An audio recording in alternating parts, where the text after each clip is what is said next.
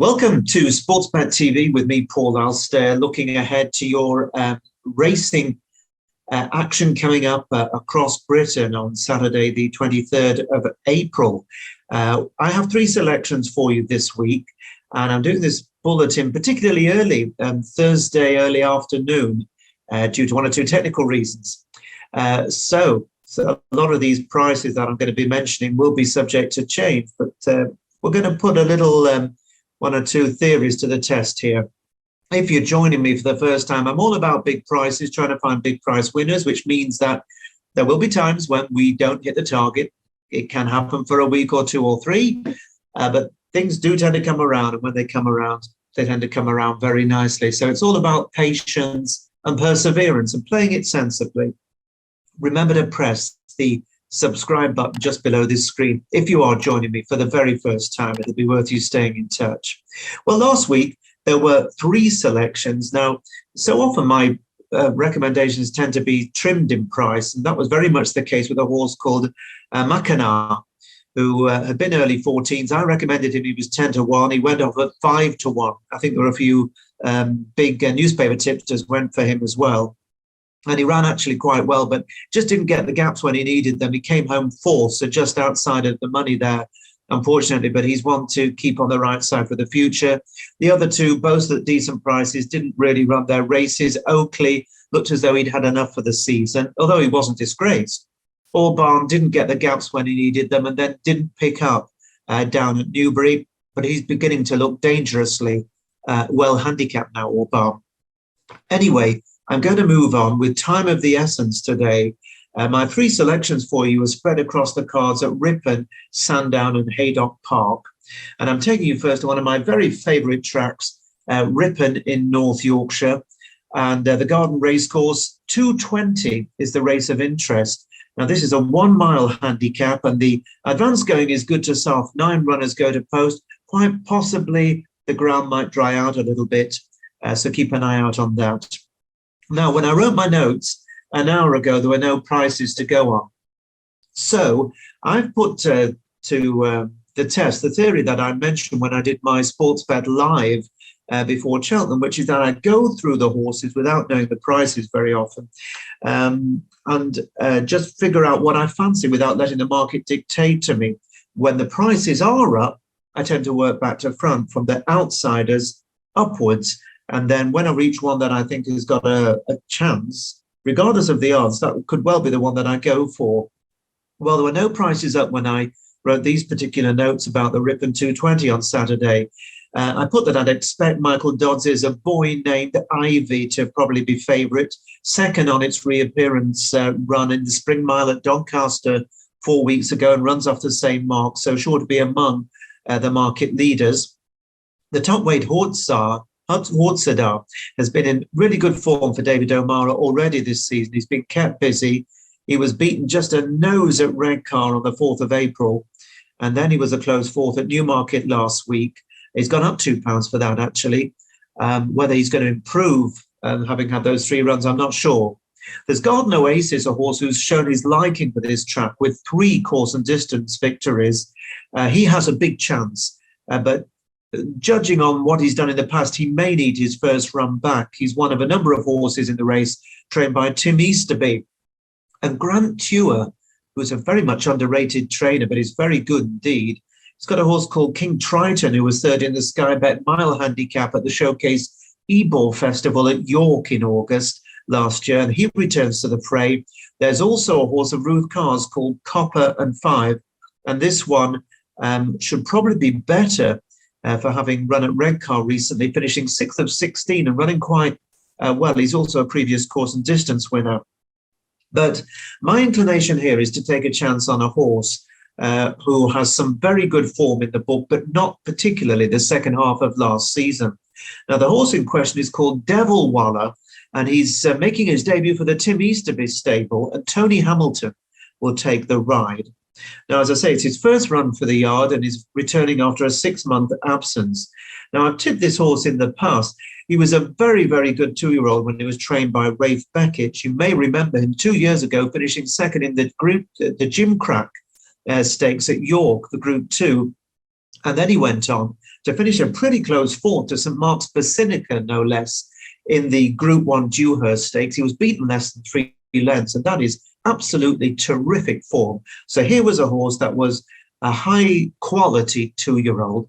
Now, as we know, it is not at all unusual for 2-year-olds to lose their way at 3, but that didn't appear to be the case when Devil Waller made his debut last season at the Craven meeting, almost exactly a year ago, and he finished fourth in the Craven Stakes to Master of the Seas, of course, who subsequently went on to get beaten a short head in the 2,000 guineas.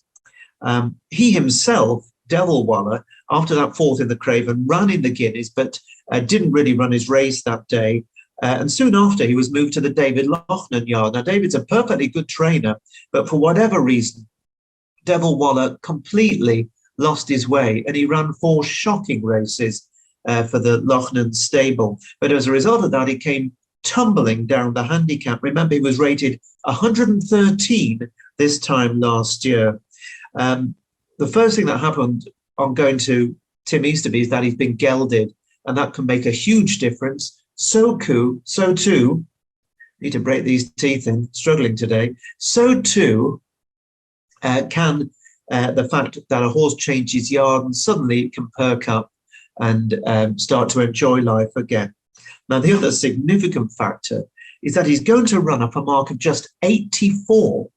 Now, compared to the 113 he ran off this time last year, that's a 29 pounds, more than 2 stone lower mark for Devil Waller. Of course, we don't know for sure that he retains ability, but you'd be probably interested, I certainly am, in taking a chance off a more than 2 stone lower mark and moving to a really good yard. And when I priced the race up, I put him in at 12-1.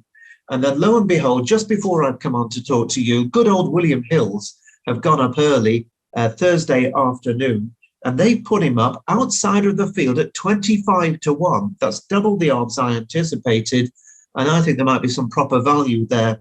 So 25-1 each way, Devil Waller, and it wouldn't surprise me to see him go really well with the change of scene, having been gelded, and off a much, much lower mark than he ran off for most of last season. So he's my first choice. That's at Ripon in the 220 on Saturday, the mile handicap.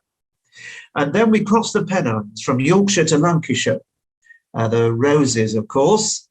The Haydock 315, the mile 3-year-old handicap, is on good ground.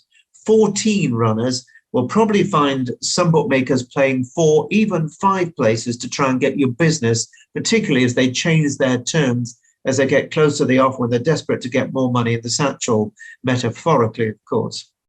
Well, this is a tough race because these 3-year-old handicaps this time of year are full of horses who are completely unexposed, and that is exactly the case here. Lots of horses unexposed, going handicapping, many of them for the first time after having had 3 runs in maiden or novice company. Some of them will have improved leaps and bounds during the winter and can be completely different propositions this spring. So these are dangerous races to bet in. I hold my hand up, no doubt about it. And the market is well worth watching here, because if you see positive market moves for 1 or 2, it's almost certainly because they've been showing much more than they did last season, and they could be on a good mark.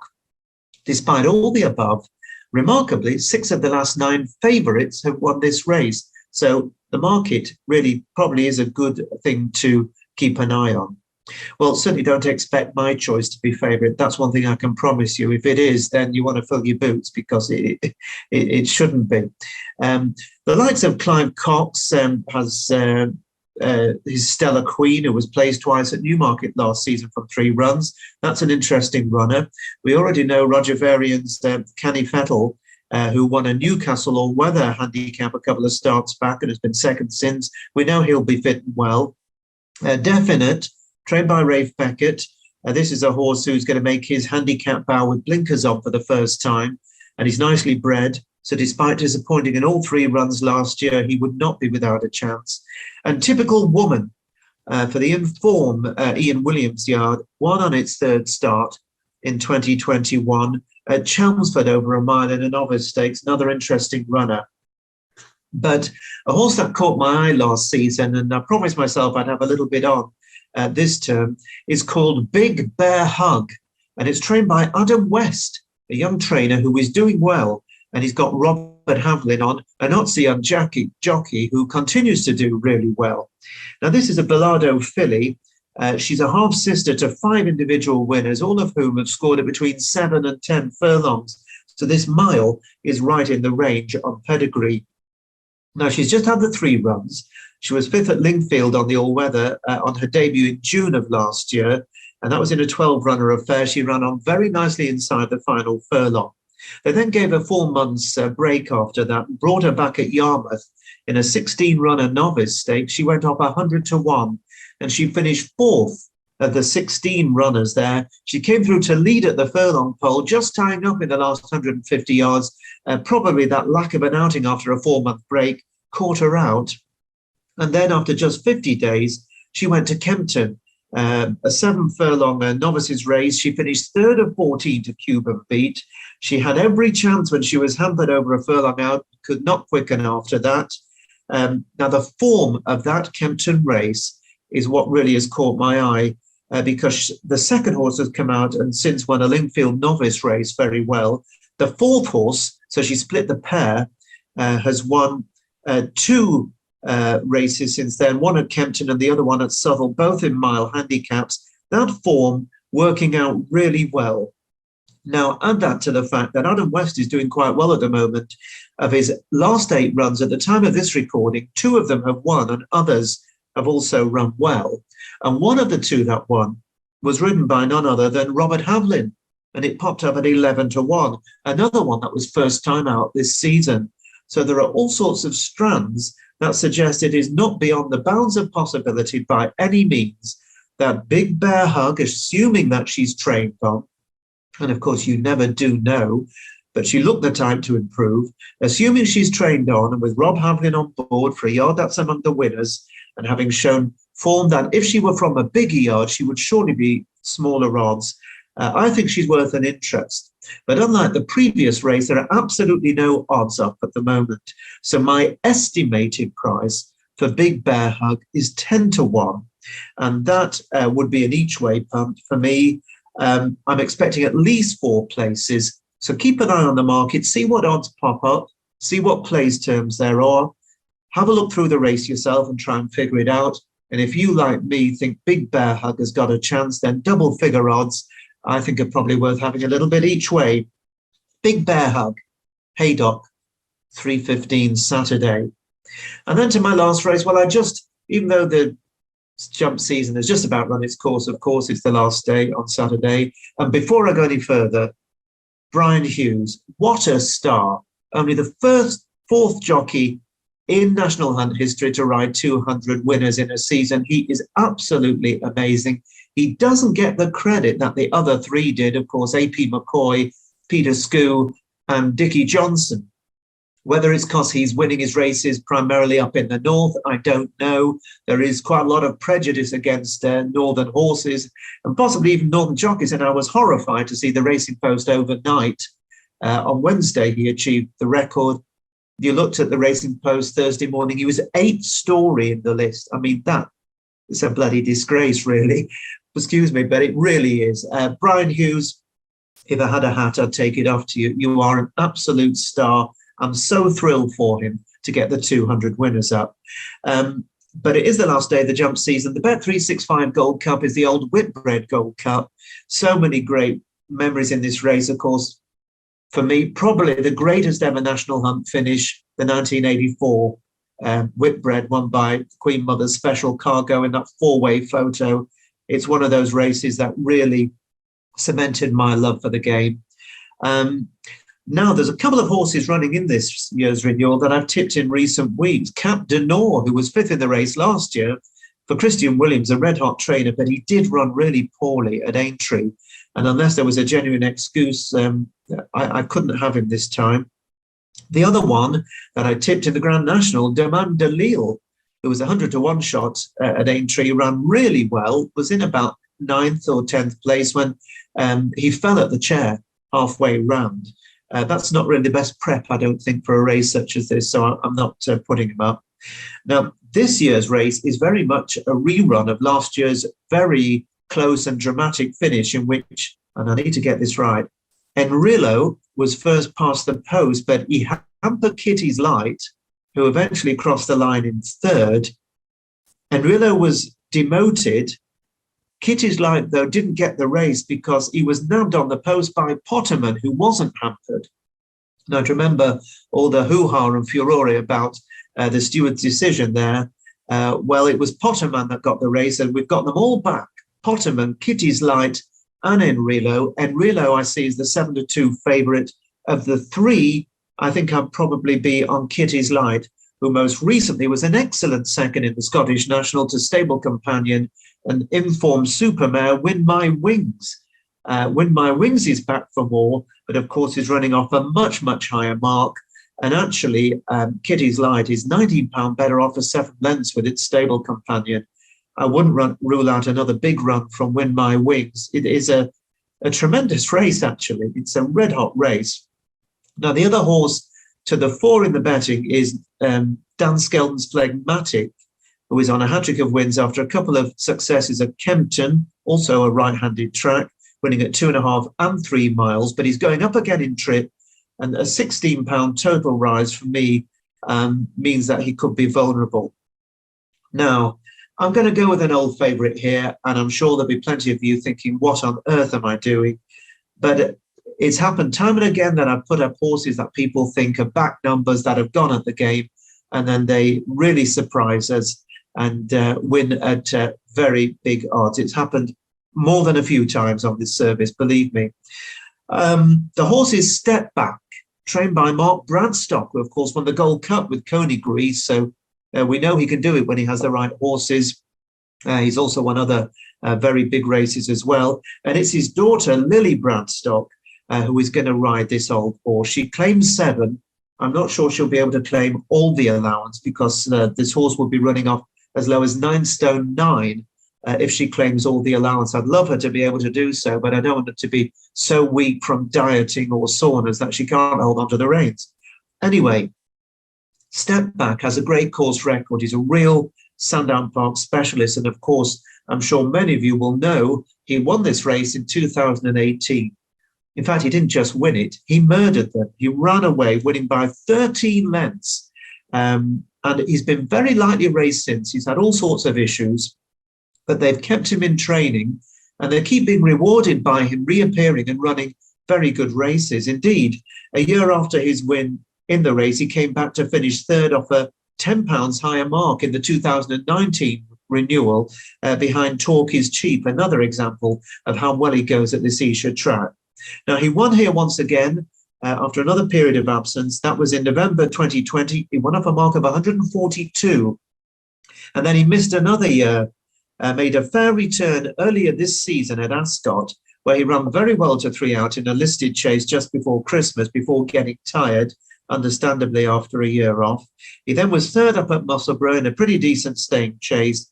And then they ran him at the Cheltenham Festival last month on heavy ground, which doesn't really suit him these days. It was in that amazing cross-country chase in which Tiger Roll was just pipped by his stable companion, and quite sensibly he was pulled up. But that will have put him spot on. He will have had his run out, and now he's got his ground. He's also been given a big chance by the handicapper, who's dropped him a further £7 to 130. And with the claim, if she can do as much of the weight as possible, it would be great to see him run a big race. Now, this is a horse who likes to bowl along.